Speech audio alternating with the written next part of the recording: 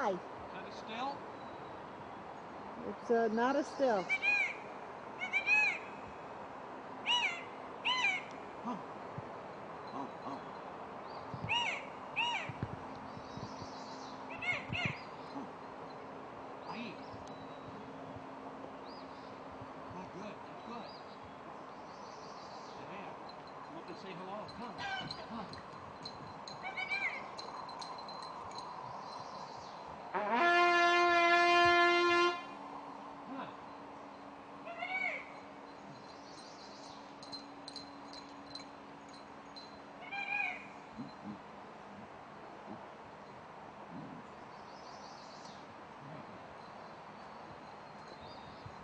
Son and wife of my stallion, the survivors. Good, good. Come.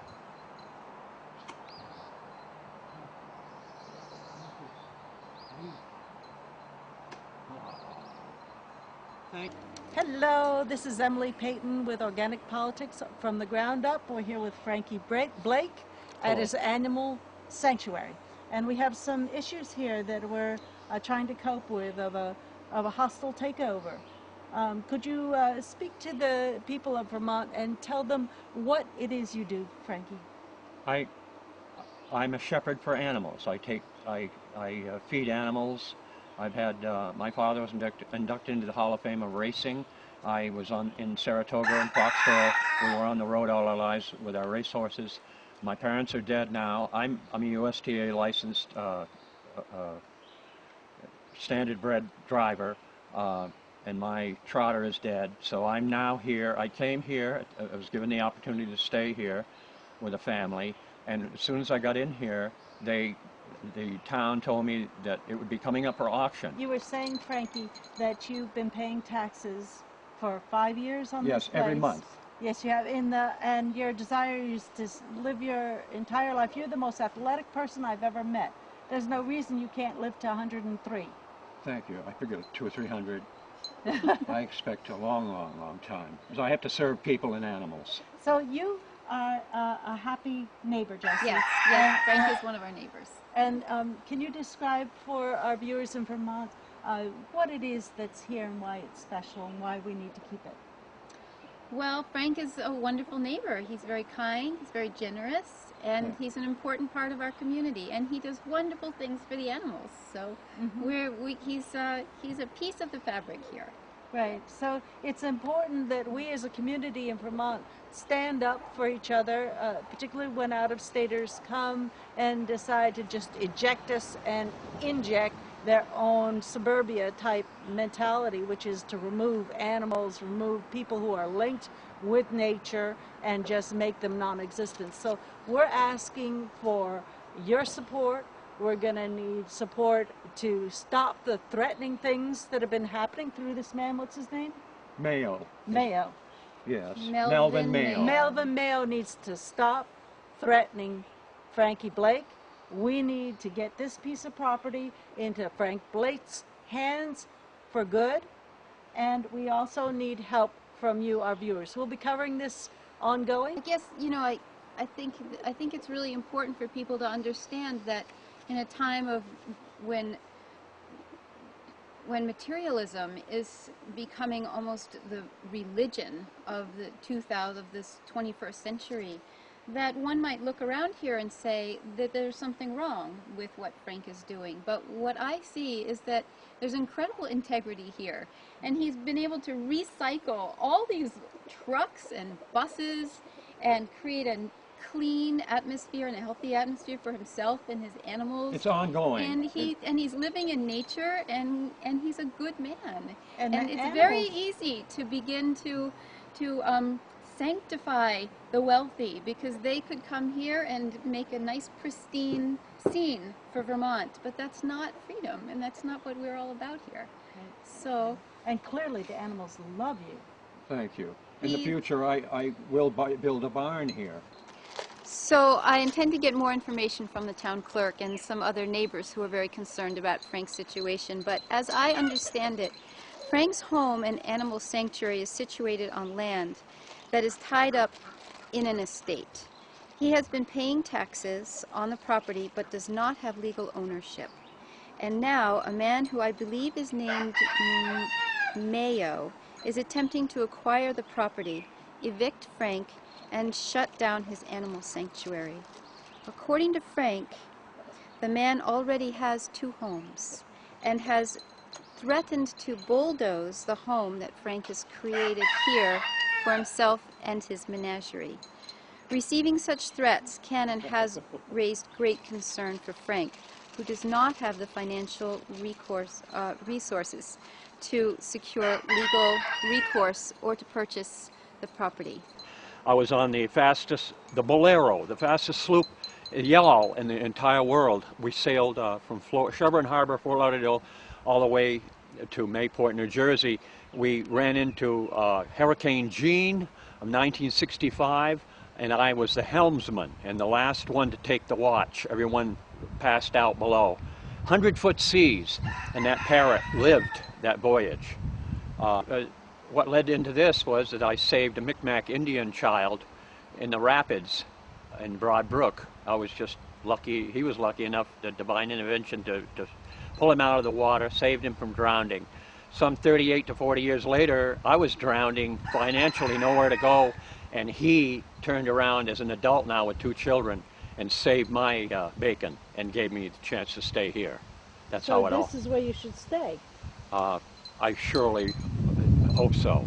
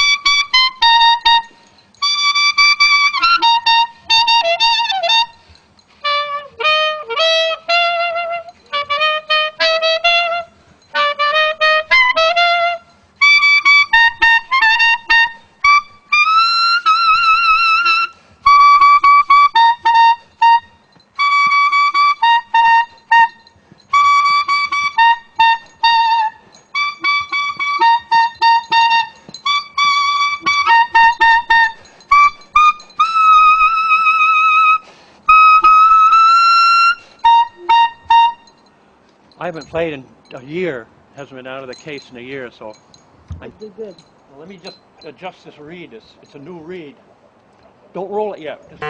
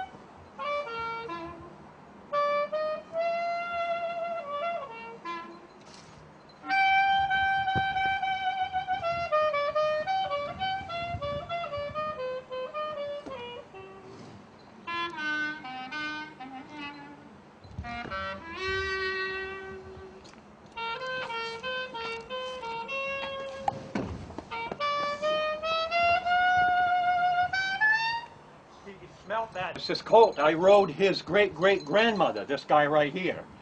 This is New Moonshine Yukon Golden River is his name. And who's this? And this is his mother. She's a Spanish, a magnificent Spanish mount. She was in the coronation in England. The soldiers rode her, or her kind, in the coronation, as you see in the parades. You'll always see that very special Spanish mount right there. She's built like a Sherman tank.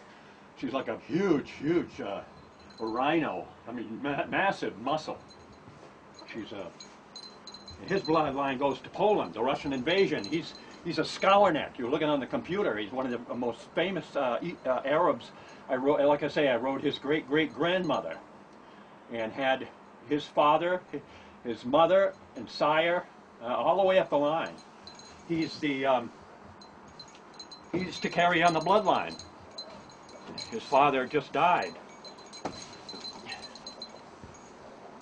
It's been the saddest week. He died the 5th. I've been in mourning. I've been so saddened over this. It's just the saddest thing that's ever happened for a long time. Ahí, ha. Mate ahí. Para. Okay, ha. On the way.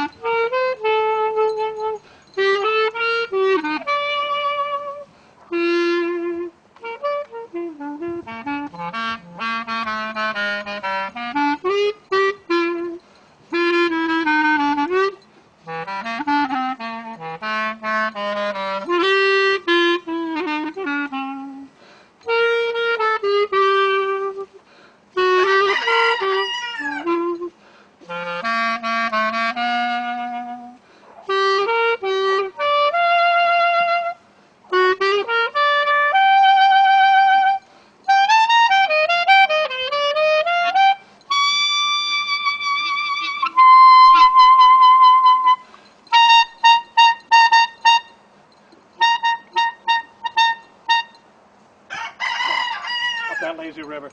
I gave just a few different tunes intertwined. I can go on for thousands of tunes. I know all the black books, standard books by memory. I've been playing since I was 12. They dressed me up in a dark suit. And back then, years ago, when I was a child, they had me in Grange halls and moose halls and square dances. And they'd sneak me in the back door because I was so young. And those were my gigs at 12 years old. And then I played with Sam Andrews, the Brother Nolan Company, for 4 hours at Wyndham College. I had the honor of jamming with him. He said he'd tape with me anywhere in the world. He's still alive, Sam Andrews. Sam Andrews is the lead player. I played then a black and white guitar. I warmed up for Jerry Lee Lewis, Wedgwood Park, Oklahoma. Wedgwood Park, Oklahoma people were the most beautiful people in the world to me. All the girls chauffeured me around in a white. Well, you put a zip on your beak. They chauffeured me around Oklahoma City in a white Cadillac. I had a parrot on my shoulder I toured with. I played for Frankie Valli at the Capri Club in Philadelphia. He sat in the audience. I sat with his band. He loved me. He was a very compassionate man. Frankie Valli is a great, compassionate guy. I've met Duke Kahanamoku in the Hawaiian Islands before he died. I said, you have the biggest nose, the bluest eyes, and the whitest hair I've ever seen in anybody in my life, and he laughed. Duke Kahanamoku, what an honor that was. And I saw Art Linkletter and his wife at the same time, that same week. That's the mother in the background, Mother Goat, and this is Paleface, the one in the front. I called her Paleface because she ran around the property with a pail hitched around her head, horns. And I took it off her head and called her Paleface. And that's Pony Boy. He gets out later and has his run.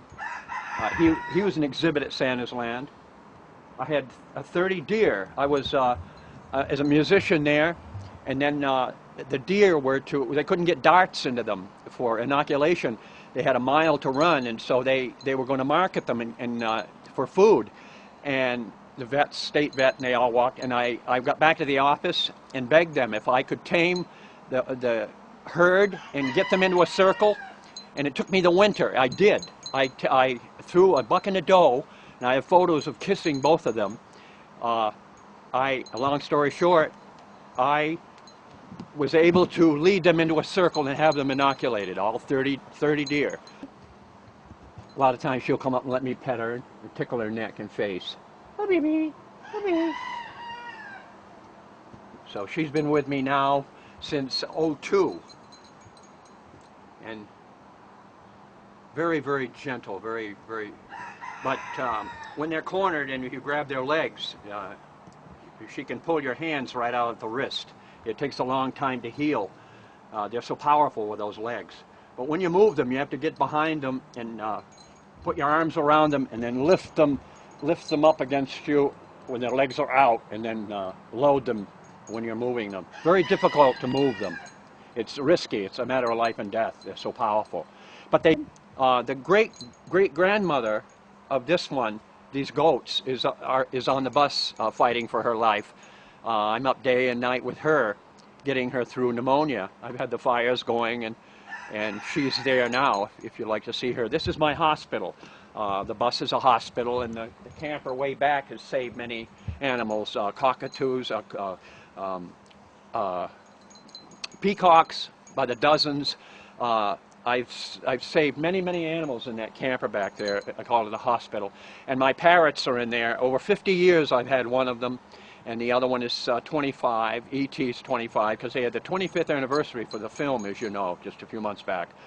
And then I have pigeons from Italy in there, Italy around, surrounding me in there, and they coo me to sleep. And I have a hen and rooster that was given to me from the Pam McFadden from the town office gave me a hen and rooster. And they lay my breakfast. Even before I go outdoors, I have eggs to eat. And then the ducks, Mrs. Momini gave me 2 ducks, and they lay me 2 eggs a day now. And with a little rice, I have my meal. This is where I stay to watch over the sick. And I cover these windows for lately that I don't want someone to know that I'm sleeping in here, because they could easily shoot me going by. I call it the shooting gallery. So you're They that used to scared, shoot. you're that scared of this. Oh, definitely. When I first moved in, they used to shoot BBs, plastic BBs at my horses, and then I got those huge big tarps from the mill, and felts, and covered the front of the stalls, Yeah, and there'd be yeah. BBs in the morning. Wow. Yeah. How about this Mayo guy?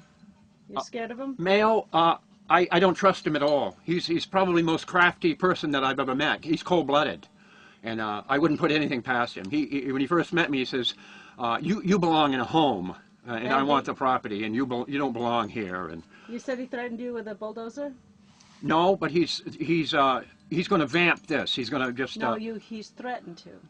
He's threatened to tear down everything on Oh you? yes, yes. Oh so yes. He's going to come back with a bulldozer? Without any question at all, he's going to take. No, he said he's going to. He said he's going to when he gets. And we're not going to let him. To serve papers, everything's paid for here. All of this, everything is paid for, and I want to stand strong for it and keep it safe. We'll open this for her. I remember. There we go. Whoops. Anyway, that's. Where is she? How is she doing? And okay, as you'll see, hi sweetheart, good company. So as you see right here, there's crimped oats you're stepping over. I got all the grain in here. There she is in her. She's doing well. You don't hear much of a rattle. So all the pneumonia and the fluids from her lungs have subsided.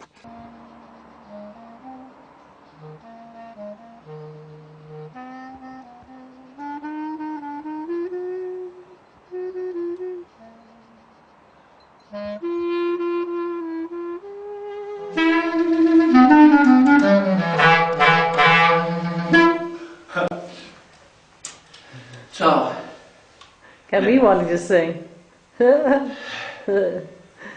Wave your flag.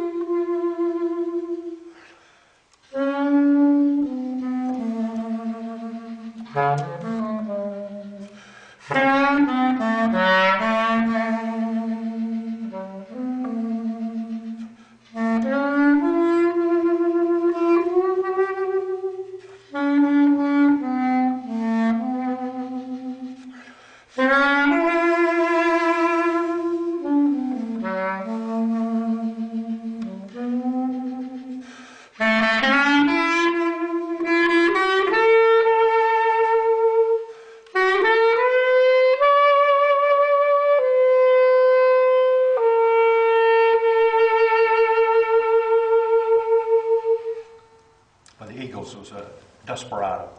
I heard that when I woke up last night, middle of the night, and I took this out and played it in the middle of the night. So, Can we do the summertime again? We weren't rolling then. You want to do that one again? you want this one again? No. Ironically, inside of an igloo. Yeah. Wondering if I could. Let me try something different. Summertime, and the living is easy. Fish are jumping, and the living. God is Your daddy's rich and your mom's good looking, so hush, little baby. Don't you cry. One of these mornings you're gonna wake up and be singing. You're gonna away, gonna away, gonna away. You're gonna spread your wings and fly.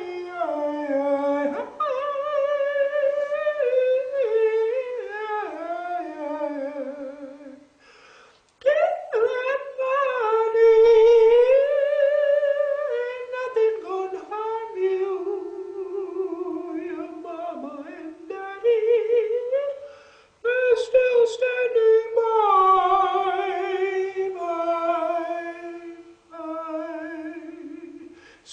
Summertime and the living is easy. shut your bell, and the cotton is high. Your daddy's rich and your mama's good looking.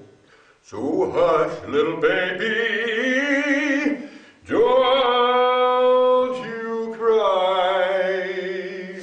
One of these mornings, you're gonna wake up and be singing. You're gonna spread your wings and you'll fly to the sky. But till that morning, ain't nothing gonna harm you. Your mama and papa, they're very much alive.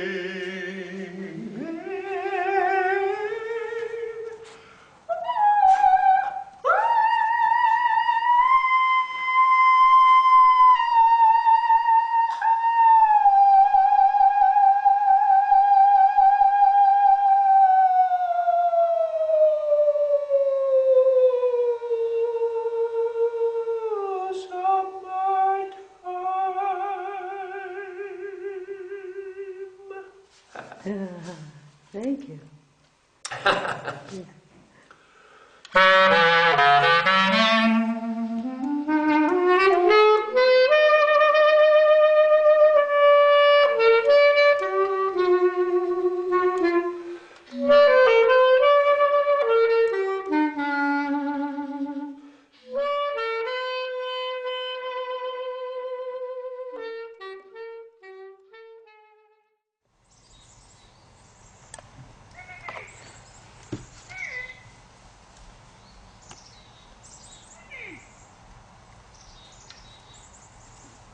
Put some at ease. See how they calm.